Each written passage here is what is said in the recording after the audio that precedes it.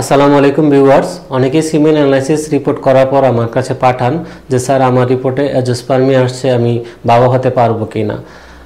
তো তাদের উদ্দেশ্যে বলবো যে প্রথমবারে আপনারা সিমেন অ্যানালাইসিস করার পর যদি অ্যাজোস্পার্মিয়া আসে তাহলে 1 মাস পর অন্য আরেকটি ল্যাব থেকে পরীক্ষা করতে হবে।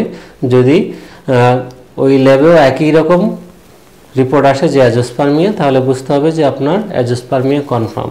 অনেক সময় হসপিটালের কারিগরি সমস্যার কারণেও ভুল রিপোর্ট আসতে পারে, এজন্য কমপক্ষে দুইবার টেস্টই করতে হবে। তো দুইটা টেস্টে যদি দেখা যায় যে অ্যাজোস্পার্মিয়া, তাহলে বুঝতে হবে যে আপনার অ্যাজোস্পার্মিয়া কনফার্ম। তো এখন আপনি বাবা হতে পারবেন কিনা বা অ্যাজোস্পার্মিয়া রোগটা আজও কিউরেবল কিনা, এর জন্য প্রথমে আপনাকে কিছু পরীক্ষা নিরীক্ষা করতে হবে, টেস্ট করতে হবে। অনেক সময় হরমোন সমস্যার কারণে হয়, অন্ডকোষের সমস্যা থাকলে হয়, বা অন্ডকোষের যে বীর্যবাহী নালী রয়েছে নালীতে যদি ব্লক থাকে তাহলে অ্যাজোস্পার্মিয়া হতে পারে। আবার যদি অন্ডকোষের মধ্যে যদি স্পার্ম পাওয়া যায় সেক্ষেত্রে আইভিএফ এর মাধ্যমে আপনি বাবা হতে পারবেন। তো মূল প্রসেসটা দেখি যে আমাদের স্পার্মটা কিভাবে তৈরি হয়। এটা হচ্ছে মেল রিপ্রোডাক্টিভ সিস্টেম। তো এখানে রয়েছে টেস্টিস, অন্ডকোষ, অন্ডথলি, আর এখান থেকেই শুক্রাণুটা মূলত তৈরি হয়, এই টেস্টিসের থেকে এখানে। এরপরে এই এপিডিডাইডামিসে বড় হয়, এরপরে বীর্যপাতের সময় এই বাস ডিফারেন্সের মাধ্যমে প্রোস্টেট হয়ে ইউরেথ্রা হয়ে এটা বাইরে বের হয়ে চলে আসে। তো টেস্টিসটা যদি এভাবে স্লাইডলি কাটা হয় তাহলে এরকম দেখতে দেখা যায়। এই যে লোবিউলস রয়েছে, এই লোবিউলসের মধ্যেই স্পার্মগুলো তৈরি হয়। তো কোনো কারণে হরমোনাল সমস্যার কারণে অধিকাংশ ক্ষেত্রে দেখা যায় যে এখানে স্পার্ম তৈরি হয় না, বা ক্রোমোজোম ডিফেক্ট থাকলে ওই ধরনের সমস্যা হয়, স্পার্ম তৈরি হয় না। তো স্পার্ম তৈরি হয় কি হয় না এই জন্য পরীক্ষা রয়েছে, এফএনএসি টেস্ট করলেই বোঝা যায়। তো এখানে যদি স্পার্ম যখন তৈরি হওয়ার পরে এখানে এসে এই এপিডিডাইডামিসে বড় হয়, তো বড় হওয়ার পরে যদি এই যে বাস ডিফারেন্স রয়েছে, এই বাস ডিফারেন্স এই নালীর মাধ্যমে কিন্তু এটা বের হবে। যদি এখানে ব্লক থাকে তাহলে কি হবে, যে স্পার্মটা বের হতে পারবে না। তো এই জন্য আমাদেরকে আগে পরীক্ষাগুলো করতে হবে যে আগে হরমোনে কোনো সমস্যা আছে কিনা, অন্ডকোষে কোনো সমস্যা আছে কিনা। অনেক সময় হাইড্রোসিল ভেরিকোসিলের কারণে সমস্যা হতে পারে, আবার বাস ডিফারেন্সে ব্লক থাকলেও হয়। তো আমাদের এই জিনিসগুলো আগে একটা একটা করে দেখতে হবে যে আসলে কোন সমস্যার কারণে এটা হচ্ছে, তারপরে ওই অনুযায়ী যদি ব্যবস্থা নেই তাহলে অনেক ক্ষেত্রেই সফল হওয়া সম্ভব। তো সাধারণত যে পরীক্ষাগুলো করা হয় থাইরয়েড এই হরমোন পরীক্ষাগুলো, তা হচ্ছে TSH thyroid stimulating hormone, FSH follicular stimulating hormone, এটা আমি অনেকের ক্ষেত্রে দেখেছি অনেক বেশি বেড়ে যায় যাদের অ্যাজোস্পার্মিয়া, এলএইচ লিউটেইনিজিং হরমোন, প্রোল্যাকটিন,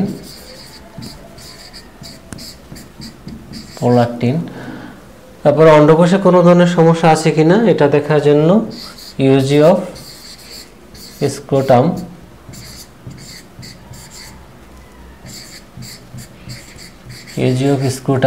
এই টেস্টটা করবেন। তারপর যেটা বললাম যে বীর্যবাহী যে নালী, যদি নালীতে ব্লক আছে কিনা তা দেখার জন্য টিআরইউএস ট্রান্স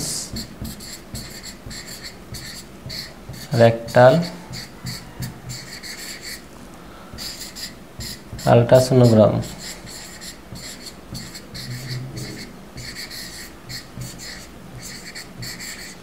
ট্রান্সরেক্টাল আল্ট্রাসোনোগ্রাফি, তাহলে বোঝা যাবে যে আপনার এখানে এটা করলে বোঝা যাবে যে কোনো যে নালীগুলো রয়েছে শুক্রাণু বের হওয়ার বাস ডিফারেন্স, তো এর মধ্যে কোনো ব্লক আছে কিনা। এটা করলে বোঝা যাবে যে আপনার অন্ডকোষে কোনো সমস্যা আছে কিনা।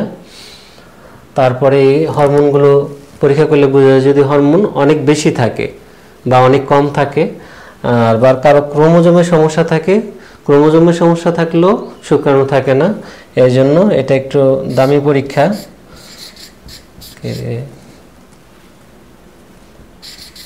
ক্রায়োটাইপিং, এক্ষেত্রে কি হয় যে আমাদের তো সাধারণত দুটো ক্রোমোজোম থাকে, এক্স এবং ওয়াই। এই ক্ষেত্রে ডাবল এক্স ওয়াই অথবা XYY একটা ক্রোমোজোম বেশি থাকে। আর যদি এই ধরনের সমস্যা হয় তাহলে কিন্তু বেবি কনসিভ হবে না, বাচ্চা হবে না। তো মূলত আমরা এই পরীক্ষাগুলো করলেই মোটামুটি কনফার্ম হওয়া যাবে যে অ্যাজোস্পার্মিয়ায় বাচ্চা হবে কিনা, ট্রিটমেন্ট দেওয়া যাবে কিনা। আর যেটা বললাম যে শুক্রাণু তৈরি হয় কিনা বা অন্ডকোষের মধ্যে শুক্রাণু আছে কিনা তার জন্য একটা টেস্ট রয়েছে, এটা হচ্ছে FNAC।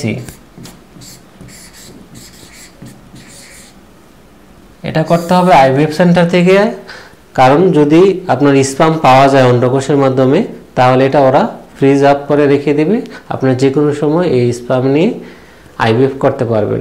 এই জন্য এটা আপনি নিজে করতে পারবেন না, এটা ডাক্তার দেখাইতে হবে, তারপরে এই পরীক্ষাটা করতে হবে। আর এখানে যে পরীক্ষাগুলো রয়েছে এটা আপনি নিজে হসপিটালে গিয়ে করতে পারবেন।